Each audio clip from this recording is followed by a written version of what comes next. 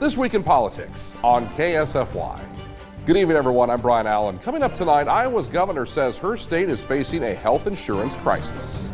We had our last two carriers in our individual healthcare market indicate that they were pulling out. We'll be speaking with Governor Kim Reynolds a little later on. But we begin tonight with the continuing funding feud involving the federal government and the Lewis and Clark Regional Water System.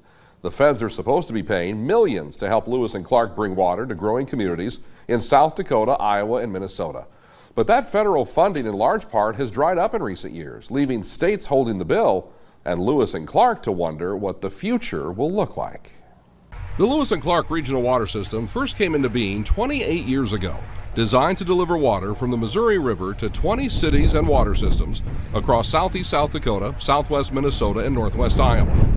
In the year 2000, Congress authorized a partnership between the state governments and the federal government to jointly fund the project. But as of right now, the states have fully funded their part of the deal.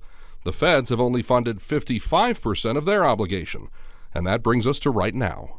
Unfortunately, Lewis and Clark took a huge cut in the administration's budget, which is very unfortunate. Troy Larson is the executive director of the Lewis and Clark Regional Water System and tells me he is genuinely shocked at how much money the Trump administration has set aside for Lewis and Clark in their latest budget. The FY19 budget proposed by the administration unfortunately only includes $100,000 for Lewis and Clark. That's down $3.65 million from last year and $2.77 million the year before. $100,000. At a time when the federal government's remaining part of the Lewis and Clark deal totals $185 million. We have been so frustrated and disappointed for so long when it comes to the administration's budget. Our initial reaction is this is just par for the course. Par for the course because a couple of years into the federal agreement on Lewis and Clark, Congress changed the way projects were funded. No longer could lawmakers use earmarks, a type of financial bookmark, to ensure a project would be consistently funded year after year. As a result, that consistent funding went away, and the Lewis and Clark Regional Water System suffered. We've been working for the past year with our tri-state delegation and the administration to make sure that a high priority is placed on completing projects where the federal government has already made a funding commitment, like Lewis and Clark, before starting new projects. Time is of the essence. The longer it takes to build Lewis and Clark out to completion, the more expensive it will become because of rising construction material costs and the risk of inflation. Lewis and Clark is short on federal money and is watching a lot of time tick away. Troy Larson has crunched the numbers. If we keep getting the average funding we have the last 5 years, it would take another $240 million to complete this project, and we wouldn't be done till 2048. But if we were to get all the money we need to complete this project in 5 years, it would cost an estimated $185 million.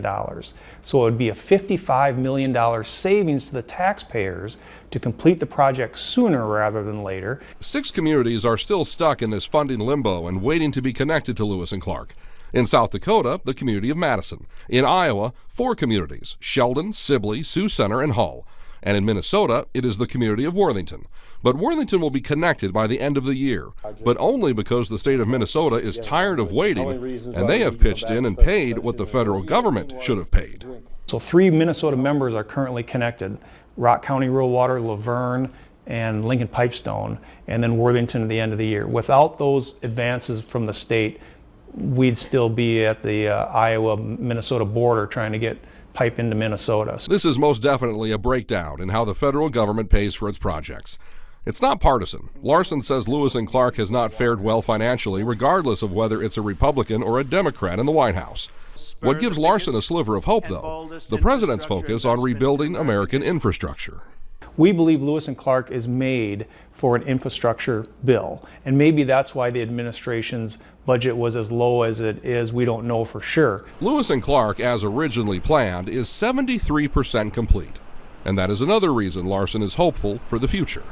There's not an option just to say, well, we've made it as far as we're going to make it, we're done. We know some way, shape, or form we've got to get this done.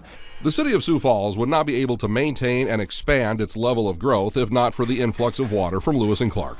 Both new homes and new businesses need it. And it is Sioux Falls' example that underscores what happens when a community has the resources it needs and when it doesn't. We're talking about water here. This isn't fancy. This isn't a museum, a ballpark, it's water.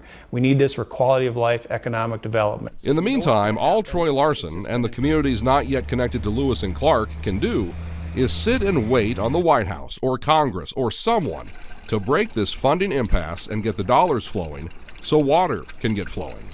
It's a heck of a way to run a railroad. The federal government, you would think it would have more common sense in terms of how to complete projects. The longer it takes this project to be completed, the more expensive it becomes. When we come back, Iowa Governor Kim Reynolds and the health insurance crisis currently facing her state. You are watching This Week in Politics on KSFY.